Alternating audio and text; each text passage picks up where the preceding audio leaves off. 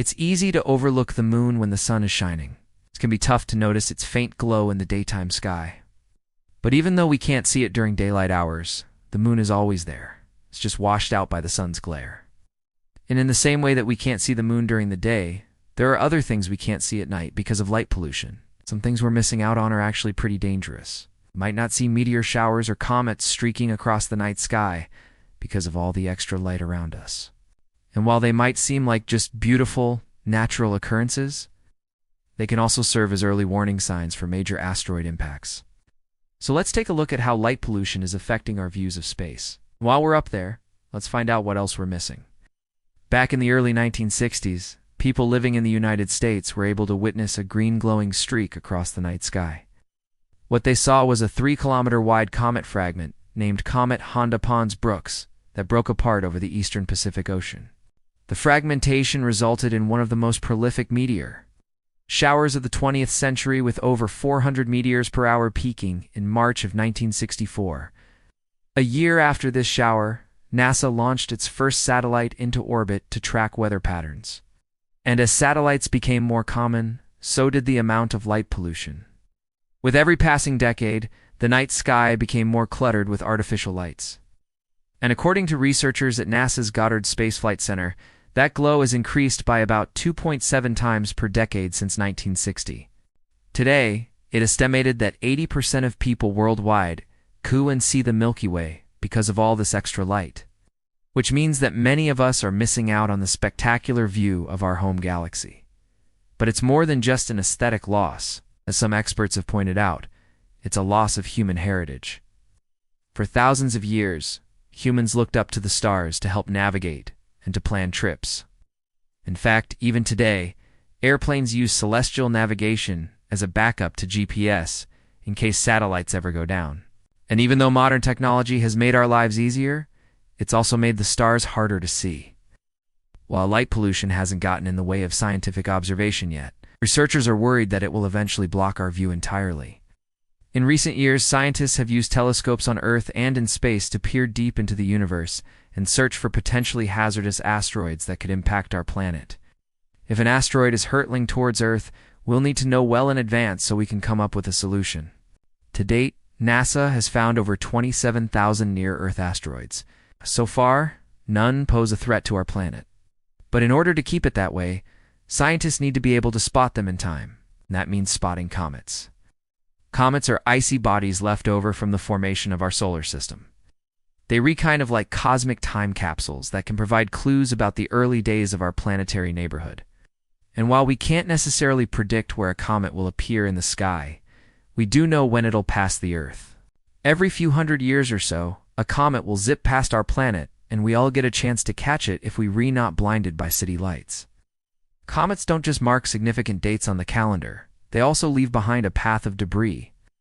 And when that debris enters the Earth's atmosphere, it burns up in the process and leaves behind a beautiful shooting star. Meteor showers happen when the Earth passes through a path of comet debris. That happens at the same time every year. The most famous of these showers is the Perseid meteor shower, which occurs between mid-July and late August. According to NASA, during the peak of the Perseids, you can expect to see about 100 meteors an hour under dark skies. But if you're somewhere with a lot of light pollution, you might not see any at all. So even though they might look pretty, light pollution and meteors aren't the only things standing in the way of our view of the cosmos. Living under a blanket of light pollution does more than just obscure our view of the Milky Way and meteors. It also makes it harder to see planets and other deep sky objects like nebulae and star clusters. Light pollution can even distort the appearance of planets. In 2016, astronomers used computer models to simulate what Mars would look like under different light pollution conditions. Under dark skies, Mars looks red. But when there's light pollution, it takes on a greenish hue. Light pollution not only makes it harder to see things in the sky, it can also make it harder to hear things. Noise pollution is less talked about than light pollution, but it can have similar effects. When you're out in a dark place with very little noise pollution, you can listen to the quiet rustle of the wind, the buzz of insects, and the hoot of an owl. But in a noisy environment, you probably wouldn't be able to hear any of those sounds. In the same way, sound pollution can drown out the soft glow of the cosmos. And without both visual and auditory perception, we're missing out on part of the universe. Even though light pollution might not be as noticeable as noise pollution, it's still a problem. According to a report published in Science magazine, light pollution is increasing at a rate of about 2.2% per year, and if things continue like this, we won't be able to see much of the universe at all. To make matters worse, light pollution doesn't just affect our view of the sky, it also affects wildlife. Nocturnal animals who rely on darkness to hunt or evade predators are especially vulnerable. And studies have shown that birds who migrate at night often suffer disorientation and exhaustion due to light pollution. If you've ever been hiking and seen a deer caught in headlights, you've seen firsthand how light pollution can disorient animals. Artificial lights can disorient nocturnal creatures in the same way. The lights confuse them and pull their focus away from danger. That's why it is a good idea to turn off your porch light when you're not using it. You'll save energy and help local wildlife.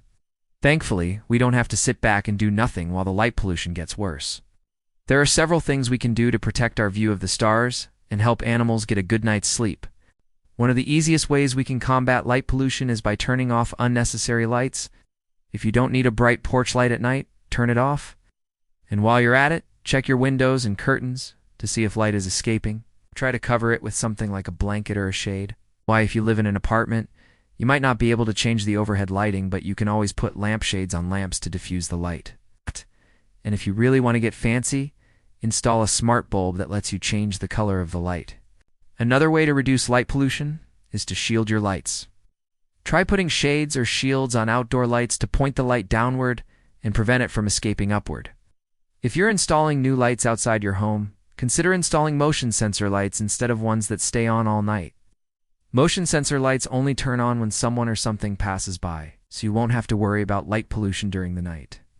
As light pollution gets worse, we might have to take bigger measures to protect our view of the cosmos. One proposal suggests creating a network of protected dark sky zones across the globe. These zones would be places where light pollution is minimal, and you can get a great view of the stars. Zoos already exist in places like Arizona and New Mexico, and they're open to the public. If you want to visit a zoo, just make sure to bring a star chart so you know what you're looking at. Other organizations are proposing a global network of dark sky sanctuaries where light pollution is kept to a minimum. If we can create safe havens for the animals who need darkness to survive, we can also create safe havens for stargazers. Some of the biggest light polluters are cities, which means that cities have the power to change things. Several cities around the world have started programs to encourage residents to turn off unnecessary lights and install shielded lighting fixtures. And it's working. In 2013, the European Southern Observatory partnered with the city of Vienna to reduce light pollution. 3 years later, they found that Vienna had reduced light pollution by 30%. If Vienna can do it, so can we. So the next time you go outside at night, take a minute to appreciate the beauty of the cosmos. Just remember, we're only able to see a tiny sliver of the universe. Catch you next time. Don't miss the next episode.